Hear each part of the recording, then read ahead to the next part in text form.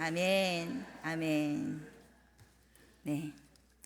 오늘 이 저녁에 본문 말씀을 통해서 저는 여러분과 우리에게 임하시는 성령님에 대해서 나누는 시간을 갖기를 원합니다. 오늘 예배 가운데 하나님이 주신 은혜가 넘쳐나기를 예수님의 이름으로 간절히 소원합니다. 담임 목사님께서는 주일 말씀을 통해서 보혜사 성령과 동행하라 라는 제목으로 말씀을 주셨습니다. 그래서 저는 그 말씀의 연장선상에서 우리 예수 믿는 사람들에게 임하신 성령님에 대해 말씀을 나누고 성령이 어떻게 임하시는가 라는 것을 나누는 시간을 갖도록 하겠습니다. 또한 성령이 임하시면 우리에게 어떠한 현상이 나타나는가, 일어나는지에 대한 이야기를 나누어 보도록 하겠습니다. 여러분은 성령님 하면 여러분의 신앙생활의 삶 가운데 어떤 에피소드들이나 어떠한 생각이 드시는지 궁금합니다. 어떠십니까? 성령님을 생각하실 때 마음이 어떠십니까? 너무 조용하네요. 네, 평안하답니다. 평안하답니다. 네, 아멘. 또 어떠십니까? 성령님을 생각하실 때 크게 얘기해 주세요. 네. 너무 좋은 것들이 너무 많아가지고, 그죠? 좋은 것들이 너무 많아서 한마디 단어로 이야기할 수 없어서 여러분이 좀 조용하신 것 같습니다. 네. 저는 한 사람이 변화된 예화를 잠시 들려드리도록 하겠습니다. 그는 이성적이고 합리적이고 주님을 향한 신앙을 예수 믿는 사람을 이상한 사람들이라고, 이상한 것이라고 취급했던 사람입니다. 바로 송기철 장로님이라고 계시는데요. 고맙습니다 성령님이라는 책을 지으신 분입니다. 이 책 내용 중에서 간증을 제가 오늘 따와서 여러분과 나누고자 합니다. 그분은 건국대학교 생명환경과학대학 학장을 지냈고 한국창조과학학회 이사를 지낸 과학자입니다. 이 책의 가장 첫 번째 나오는 문장은 무엇이냐면요, 교수님 이제 그만 좀 하시는 게 좋을 것 같아요 라는 문장입니다.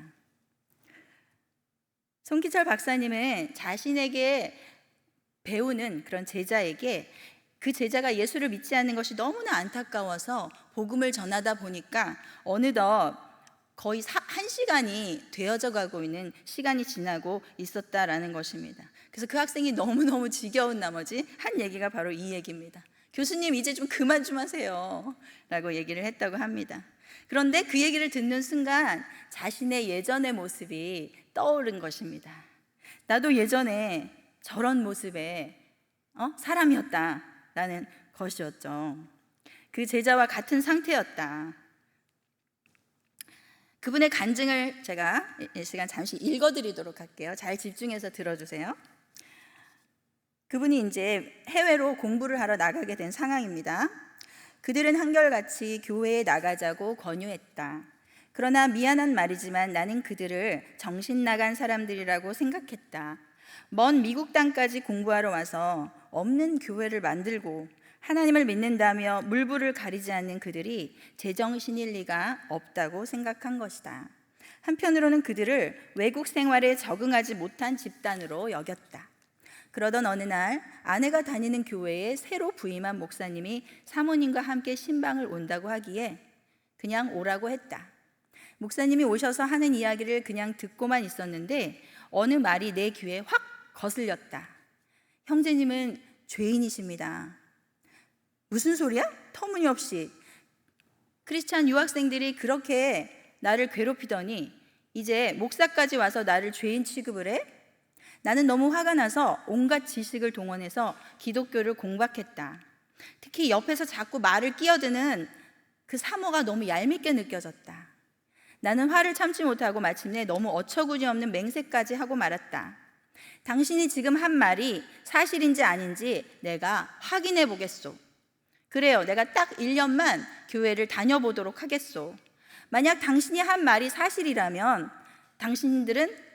사실이 아니라면 당신들은 각오해야 할 거요. 내가 도시락을 싸들고 다니면서 교회 문 앞에 앉아서 한 사람도 예배하지 못하게 할 거니까. 그 당시 유학생들 중에는 꽤 많은 이들이 골프에 빠져서 1, 2년씩 공부도 안 하고 늦어지는 경우가 있었다. 그래서 1년 정도는 시간을 투자해서 내가 그 하나님이 없다는 것을 밝혀낸다면 충분히 그것을 해볼 만한 가치가 있다고 생각했다. 나는 아덴스 한인 장로교회에서 이렇게 엉뚱하게 교회 생활을 시작했다. 하나님이 없다는 것을 확실히 밝혀내기 위해 예배는 물론이고 성경 공부, 구역 모임도 빠지지 않고 다녔다. 꿈 같은 이야기만 적혀 있다고 생각한 성경도 열심히 읽었다. 그런데 처음에는 목사님이나 다른 교우들을 골려주기 위해서 이상한 질문을 던지곤 했다. 그리고 그들이 얼굴 붉히는 것을 보는 재미로 교회에 다녔다.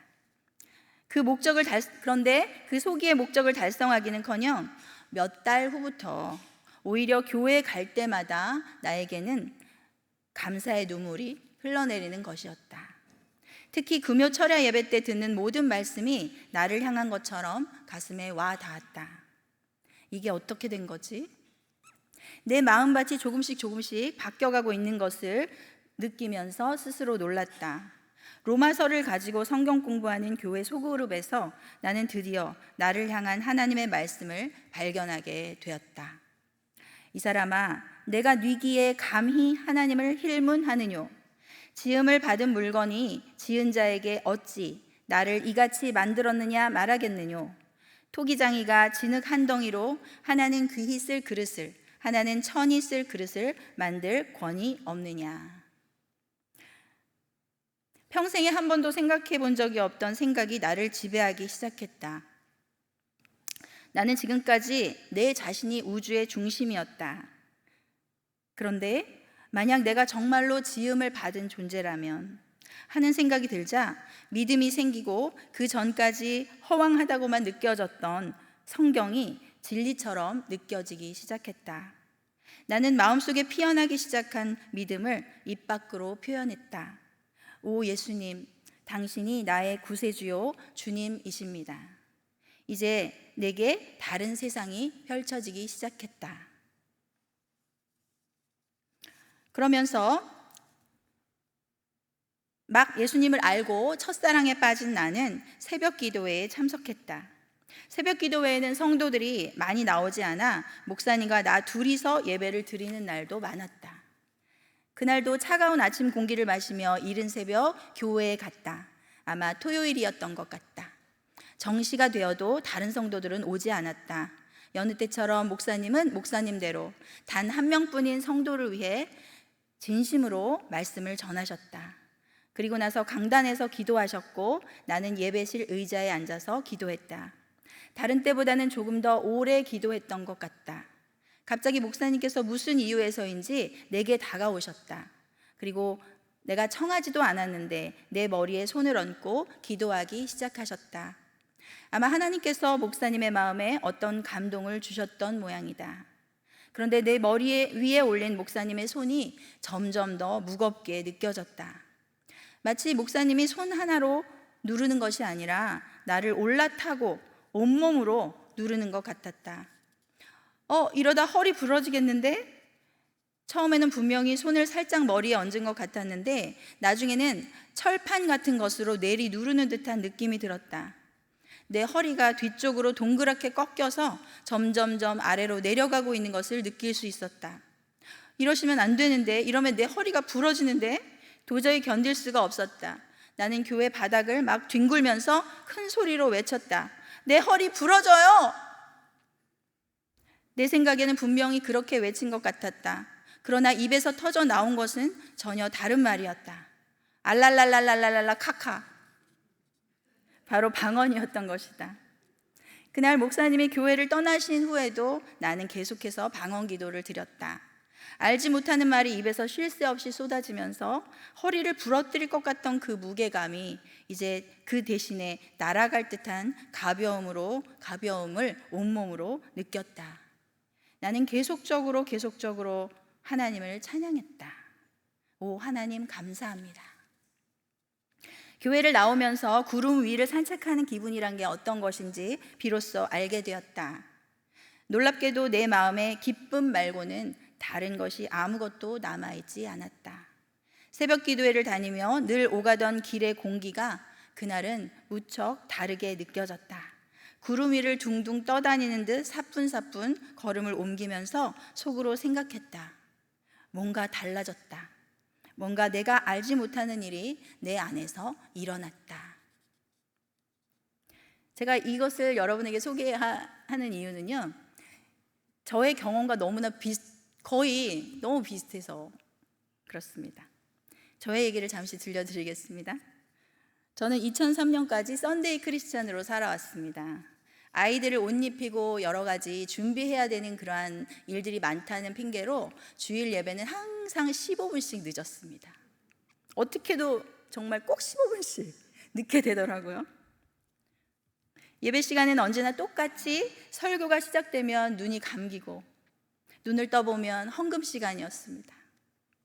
그러니 말씀을 들을 수가 없었습니다. 그래도 일요일에는 그렇게나마 예배를 다녀와야지 마음이 찝찝하지 않았습니다. 평상시에는 성경을 펼쳐보지도 않았고 평소에는 밥 먹을 때 잠깐 눈을 감았다 뜨는 것 외에는 전혀 기도하지 않았습니다. 삶의 어려움과 인생의 허무함은 여전히 느끼고 있었습니다. 그러던 어느 날에 성경을 읽어보고 싶다는 생각이 들었습니다. 그때가 2004년입니다. 동시에 새벽에 기도를 하러 가야 되겠다는 생각이 드는 것이었습니다. 사실 기도해야 될 제목들은 많이 있었지만 저는 그것을 인식한 게 아니라 그저 기도를 해보고 싶다라는 생각이 든 것입니다.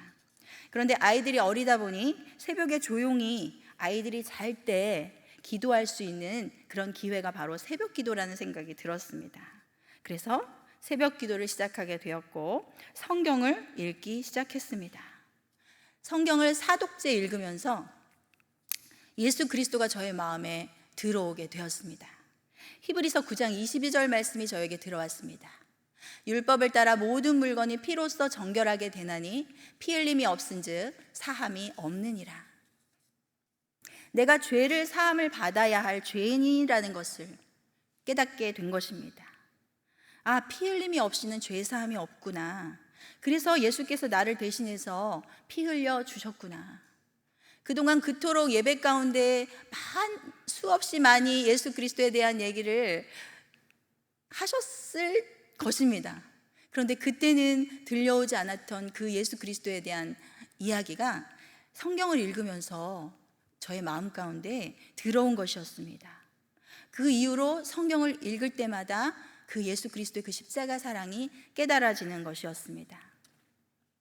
그러면서 예배의 모든 시간이 귀하고 소중해졌고 특히 말씀 시간이 너무나 꿀송이 같았습니다.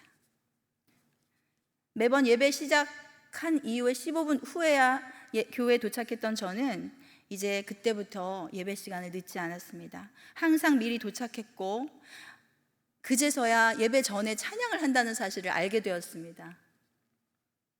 그 시간이 너무나 행복했고 찬양의 고백들이 저의 고백이 되었습니다. 어느 날 교역자와 찬양 팀원들이 손을 들고 찬양을 하고 있는데요, 저도 덩달아서 손을 들었는지 어땠는지는 잘 모르겠습니다. 찬양을 하는 그들로부터 어떤 바람 같기도 하고 구름 같기도 한 파워가 저에게 확 들어오는 것이었습니다. 너무나 신기하게도 그 후 한 일주일 정도 후에 되었을까요? 찬양국에서 봉사하시는 어떤 집사님께서 저를 찾아오셔서 찬양단으로 봉사를 좀 해주면 좋겠다라는 말을 하는 거였습니다. 그 후 저는 9년 정도 찬양단에서 봉사를 하였습니다. 제가 또 새벽 기도를 시작하지 않았습니까? 기도가 길어지고 깊어져 갔습니다. 기도하는 것이 너무 행복했습니다. 그래서 집에서 전혀 기도를 안 했던 제가 집에서 기도를 또한 하기 시작했습니다. 침대와 벽 사이에 조그만 공간이 있었습니다. 그때. 그래서 그곳에 무릎 꿇고 앉아서 그곳이 저의 골방이었습니다. 그 좁은 공간에 무릎 꿇고 앉아서 하나님께 행복한 기도의 시간을 가졌습니다. 그러던 어느 날 그 골방에서 기도하는 가운데 저의 혀가 말려 들어가면서 너무나 희한한 아랍어 같은 그러한 말이 나오는 것이었습니다. 하나님께 올려드리는 말이라는 것을 저는 깨달을 수 있었습니다. 저는 저의 그 방언이 너무나 아름답게 느껴졌습니다.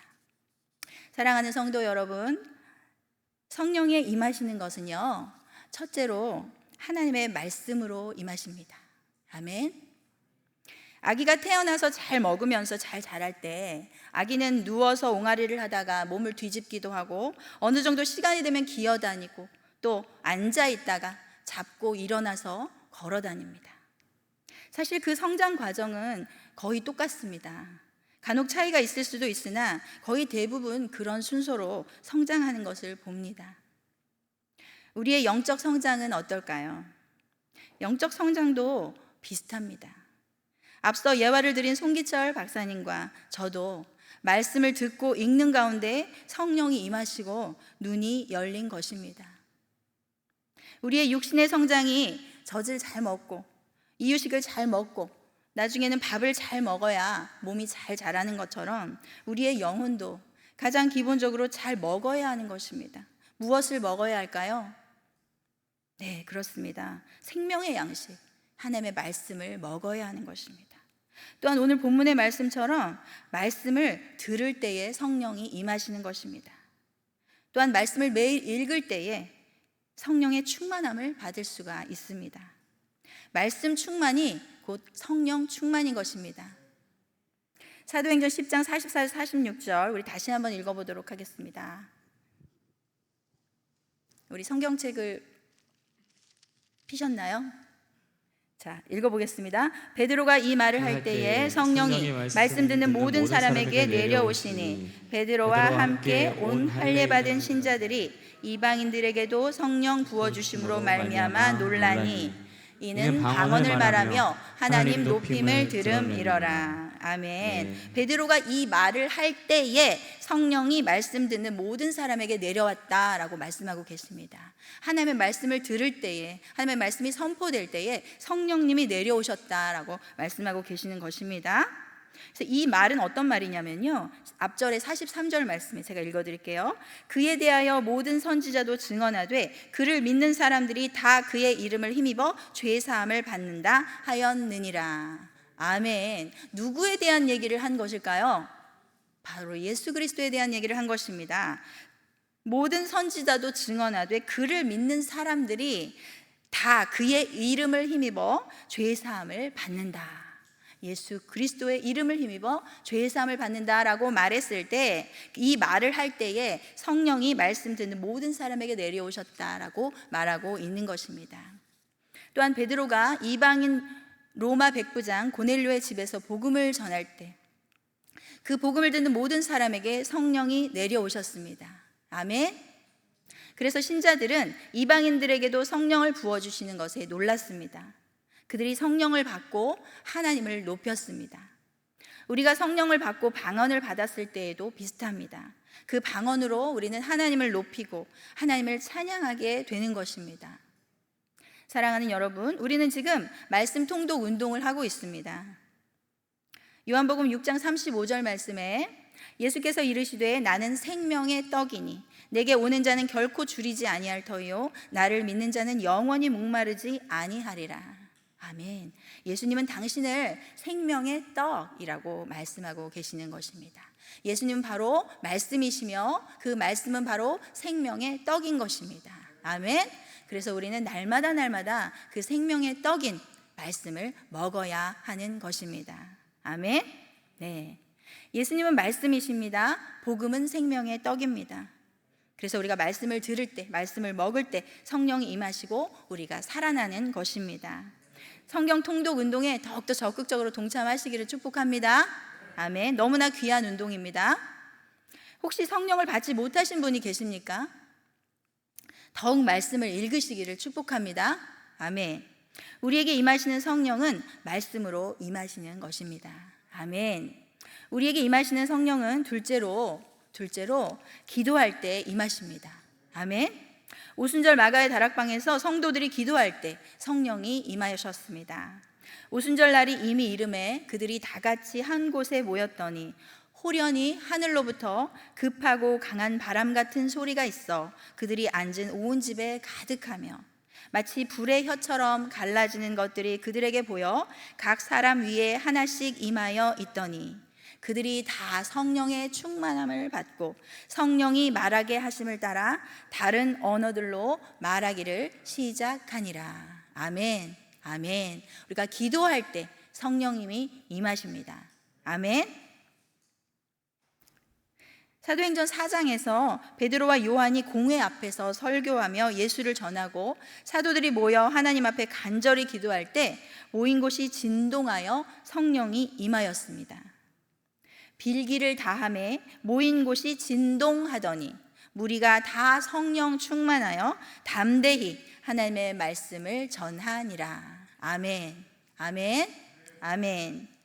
앞서 소개한 예화처럼 과학자 송기철 박사님이 기도할 때, 또 안수 기도를 받았을 때 성령이 임하셨습니다. 제가 골방에서 혼자 기도할 때 성령이 임하시고 저의 혀가 꼬이면서 아랍어 같은 방언이 터지고 하나님의 이름을 높이는 기도를 하게 되었습니다. 그러한 성령의 역사는 여러분에게도 일어났을 것입니다. 그리고 또한 앞으로도 일어날 것입니다. 간절히 기도할 때 일어나는 것입니다. 우리는 지금 무슨 운동을 하고 있습니까? 1만 시간 기도 운동을 하고 있습니다. 기도 가운데 성령을 받습니다. 또 더 성령의 충만함을 받습니다. 우리에게 성령은 기도할 때 임하시는 것입니다. 세 번째로 우리에게 임하시는 성령은 하나님을 예배할 때, 찬양할 때 임하십니다. 예배에는 말씀과 기도와 찬양이 있고 찬양은 곡조 있는 기도이기 때문입니다. 찬양은 하나님의 이름을 높이고 하나님께 영광을 돌리는 일이며 찬양할 때 하나님의 임재와 능력이 나타납니다. 찬송 가운데 우리는 하나님의 임재를 경험합니다. 제가 예배 때 찬양하면서 바람 같은 성령의 터치를 경험했습니다. 그리고 이 자리에서 또한 저는 성령님이 살아계시고 성령님이 내 안에 계시다라는 증인으로 서 있습니다. 또한 구약 성경에서 보면요, 하나님을 찬양할 때 하나님께서 영광의 구름으로 임재하셨다고 말씀하고 계십니다. 역대하 5장 13절 14절 말씀 함께 읽어보실게요. 나팔 부는 자와 노래하는 자들이 일제히 소리를 내어 여호와를 찬송하며 감사하는데 나팔 불고 재금 치고 모든 악기를 울리며 소리를 높여 여호와를 찬송하여 이르되 선하도다 그의 자비하심이 영원히 있도다 하매 그때에 여호와의 전에 구름이 가득한지라. 제사장들이 그 구름으로 말미암아 능히 서서 섬기지 못하였으니 이는 여호와의 영광이 하나님의 전에 가득함이었더라. 아멘. 아멘. 네, 노래하는 자들이 일제히 소리를 내어 여호와를 찬송하며 감사할 때 그때의 여호와의 전에 구름이 가득했다라고 말씀하고 있습니다. 여호와의 영광이 하나님의 전에 가득함이었더라. 아멘. 사랑하는 여러분, 예배 가운데 주님을 찬양할 때에도 하나님의 영광이 여러분 마음 가운데 또한 이 예배당 가운데 가득하신 것을 경험하시기를 축복합니다. 아멘. 실제로 바울과 실라가 복음을 전하다가 감옥에 갇혔을 때 그들이 기도하고 하나님을 찬송하니 성령의 능력이 나타나서 어떻게 되었습니까? 지진이 일어났습니다. 그리고 메인 것이 다 풀어지는 능력이 나타났습니다. 그리고 간수들이 두려워 떨다가 복음을 듣고 구원을 받게 되었습니다. 그렇다면 우리가 성령을 받으면 이제 우리의 마음 상태는 어떠한 상태가 될까요? 성령을 받으면 너무나 놀라운 일들이 일어납니다. 너무나 많은 일들이 일어나는데요, 오늘은 우리의 마음 상태까지만 여러분과 나누도록 하겠습니다. 앞서 소개한 고맙습니다 성령님의 저자 송기철 박사님은요, 성령을 받고 난 상태를 이렇게 고백했습니다. 구름 위를 산책하는 기분이란 게 어떤 것인지 알게 되었습니다. 놀랍게도 내 마음에 기쁨 말고는 다른 것은 아무것도 남지 않았습니다. 새벽 기도회를 다니며 늘 오가던 길의 공기가 그날은 무척 다르게 느껴졌습니다. 구름 위를 둥둥 떠다니는 것 같은 사뿐사뿐 걸음을 옮기면서 속으로 생각했습니다. 뭔가 달라졌다. 내 안에 어떠한 일이 일어났다. 그렇다면 저는 어땠을까요? 성령을 받고 새벽 기도를 다닐 때, 길을 걸을 때 나무들과 꽃들이 너무나 사랑스러웠습니다. 마치 아름다운 에덴 동산을 거니는 기분이었습니다. 거짓말 아닙니다.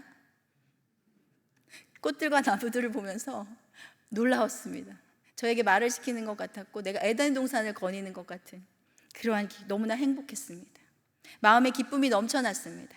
구름 위를 둥둥 떠다니는 것 같은 기분은 우리 이 송기철 박사님과 똑같습니다. 그러한 들뜬 마음과 행복감이 있었습니다. 그리고 사람들이 사랑스러워졌습니다. 실제로 하나님께 저는 자주 물었습니다. 주님, 저에게 무슨 일을 하신 거예요? 그 질문을 하게 되더라고요. 저에게 무슨 약을 치신 거예요? 마지막으로 성령을 받은 사람의 마음 상태를 잠시 정리하면서 오늘 말씀을 마무리하도록 하겠습니다. 성령을 받은 사람은 구원의 확신으로 기쁨이 넘쳐납니다. 고린도전서 12장 3절 말씀을 함께 읽어보실게요. 시작. 그러므로 내가 너희에게 알리노니 하나님의 영으로 말하는 자는 누구든지 예수를 저주할 자라 하지 아니하고 또 성령으로 아니하고는 누구든지 예수를 주시라 할 수 없느니라. 아멘. 예수를 주시라고 고백할 수 있는 것은 내 안에 성령님이 계시기 때문인 것입니다. 성령을 받으면 구원의 확신이 넘쳐서 기쁨이 가득하게 되는 것입니다. 또 마음에 자유함이 넘쳐납니다. 여러분 안에 성령님이 임하시면 자유함이 넘쳐나는 것입니다. 요한복음 8장 32절 말씀입니다. 진리를 알지니 진리가 너희를 자유롭게 하리라. 아멘. 성령을 받으면 죄의 종으로 매여 있었던 우리의 마음이 그 사실이 풀어지고 자유함이 찾아오는 것입니다. 아멘. 또한 기쁨과 감사와 행복이 넘쳐나게 됩니다. 그래서 제자들도 기쁨과 성령이 충만하니라 라고 하나님이 말씀하셨습니다. 성령은 기쁨의 영입니다. 감사가 넘치고 행복이 찾아오는 것입니다. 아멘. 말씀을 정리하겠습니다. 여러분은 성령을 받으셨습니까? 성령을 아직 받지 못하신 분은 우리에게 가장 좋은 것은 바로 성령님이시다 라는 것을 기억하시기를 축복합니다. 그리고 또한 말씀을 통해서 성령 받으시기를 축복합니다. 성령을 받으신 분들은 더욱더 성령의 충만함을 받으시기를 축복합니다. 성령은 말씀으로 임하십니다. 말씀이 생명이기 때문에 말씀을 들을 때, 말씀을 읽을 때 성령님이 우리에게 임하십니다. 주변에 연약한 영혼들을 보시면 말씀을 꼭 읽으시도록 권면해 주시기를 부탁드립니다. 베드로와 요한이 말씀을 전했을 때 이방인들에게도 성령이 임하였고 저도 말씀을 읽으며 성령을 받았습니다. 기도할 때 성령이 임하십니다. 기도할 때 지진이 일어났고 기도할 때 방언이 터졌으며 성령의 역사가 있습니다. 또한 성령은 예배할 때 임하십니다. 말씀과 찬송과 기도가 있는 예배 가운데 성령님이 임하시는 것입니다. 또한 성령은 그 받은 사람에게 하늘의 신령한 기쁨과 행복을 누리게 하십니다. 아무쪼록 말씀과 기도와 예배가 여러분의 생활이 되시기를 축복합니다. 나의 목숨을 지키기 위해 매일 음식을 먹는 것처럼 사랑하는 여러분, 말씀과 기도와 예배 생활이 그렇게 되시기를 축복합니다. 그러한 성실이 있으시기를 축복합니다.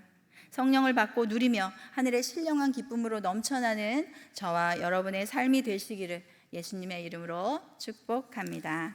아멘. 네, 이 시간에 우리 함께 찬송가 184장